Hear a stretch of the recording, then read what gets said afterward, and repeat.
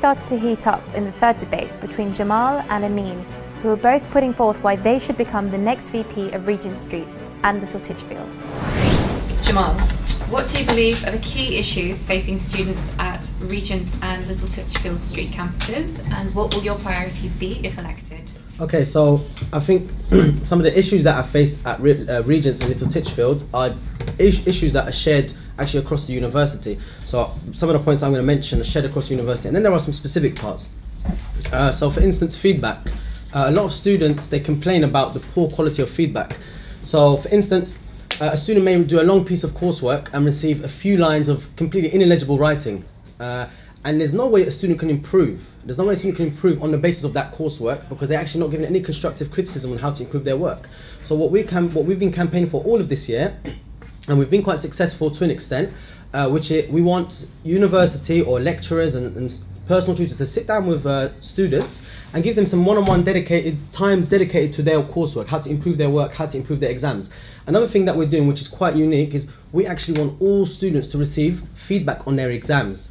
Now, currently, you can go to, this is only something that started last year, you can go to after your exams, you can go and see your exam paper for maybe an hour or 20 minutes, and that's it. What we're saying is students should be allowed. It doesn't make sense that the coursework might weigh 25%, another piece of coursework 25%, sometimes the exams could be 60% plus.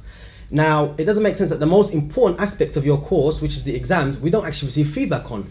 So how will we improve in our second year and our third year? So it's a priority to get feedback on coursework, but not just written feedback, actually an opportunity to sit down with your lecturer and actually go through the work where you can improve for next time.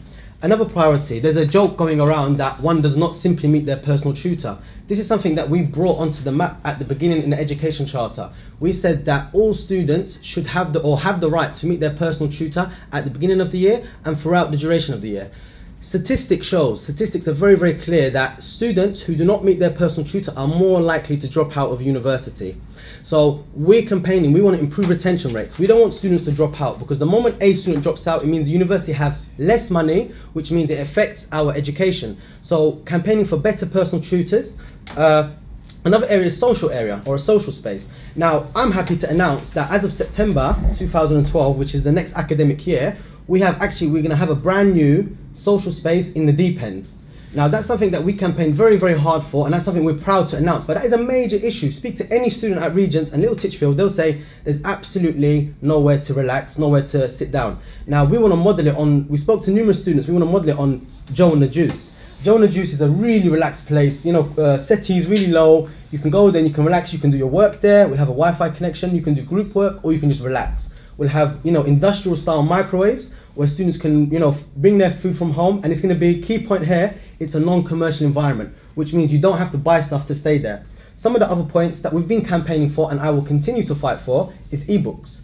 Ebooks is, like some of my colleagues mentioned previously, ebooks is absolutely imperative. If we want students to save money, if we want to go green, if we're really serious about these things, then it's absolutely imperative that the university recommit to providing more ebooks. My pledge for my education charter, which continues, is that I believe every single module, the core books or the core texts, must be available online.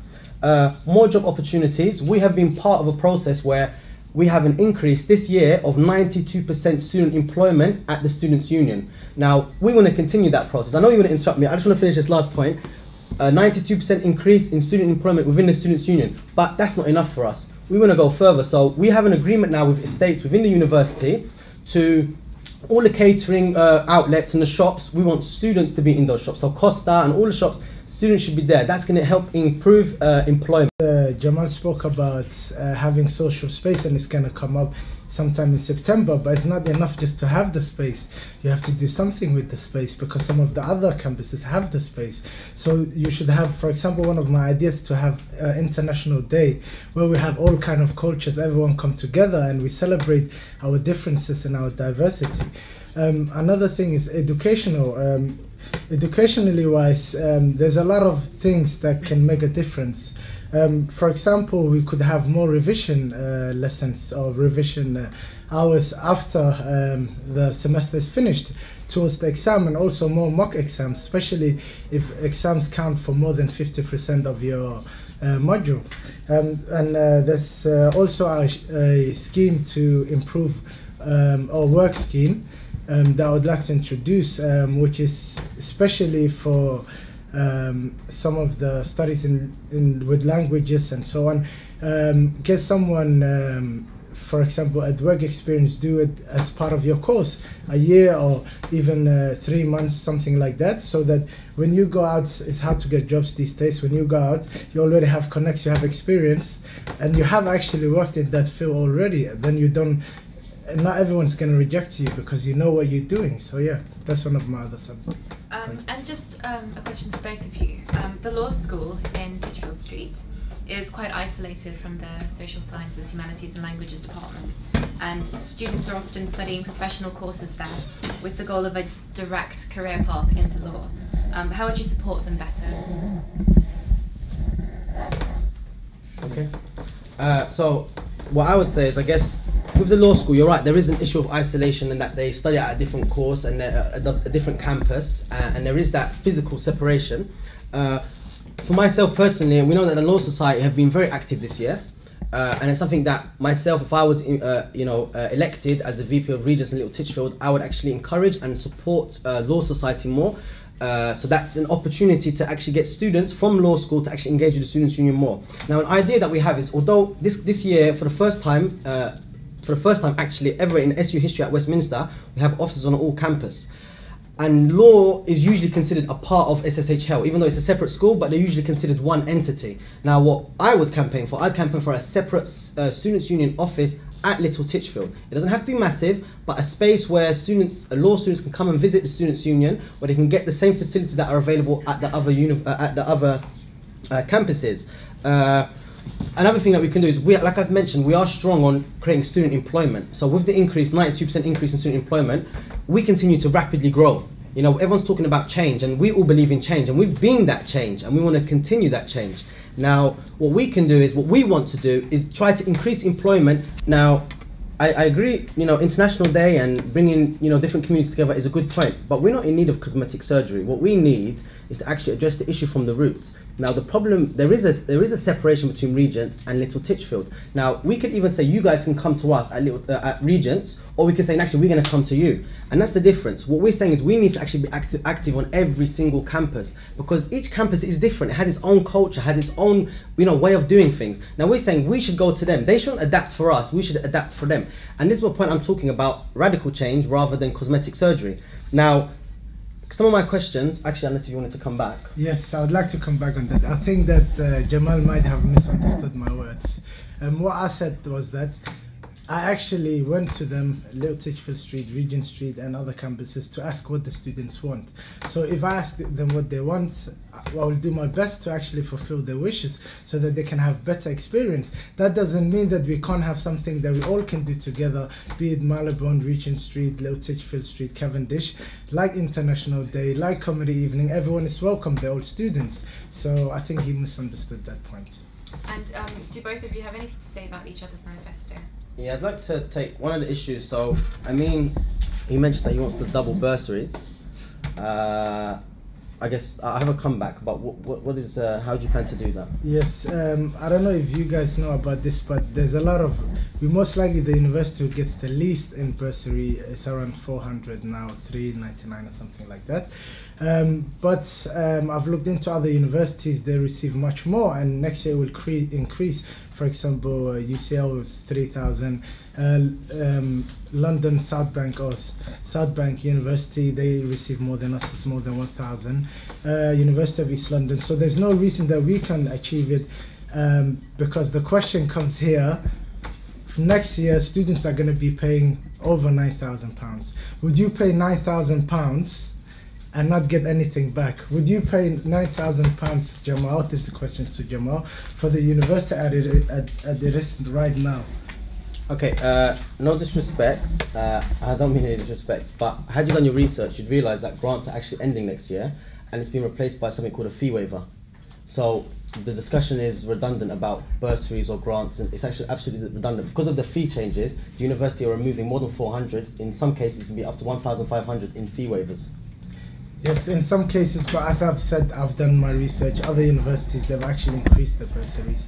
I can fight for that, he No, but I'm saying the our university, yes. But that's the thing. A change more can than be done. 400. A change can be It's more done, than and that's 400. what I'm going to work towards, making a better change to get the maximum out of for the students, and that's what I'm going to work towards. Now, because specifically you didn't mention to bring back bursaries. You said that we want to double bursaries under the assumption that we already will have bursaries next year. When I said that the university will not have bursaries next year, rather have fee waivers. So there's a major difference because of the change in the tuition fees, the change in how much students have to pay. There's a major change. So it seems as though you're talking about this year, but next year is a new year. Yes, I understand what you're saying, but if I'm chosen, then I'll work towards a point that this is my goals, and I'll work towards these goals to increase or get the maximum for the students, and that's what I'm going to work towards. You might have said that yes, it have changed, then I'll try to get the maximum out of that to see how we can even increase the money even more for the students. See, that would have made more sense to say we can increase the fee waiver. That's perfectly right, but my point is that, look, I've been in position for a year or less than a year, and I've engaged with the university, and I'm in a position where I can speak to people from the university, I can liaise with the university, I can negotiate with the university.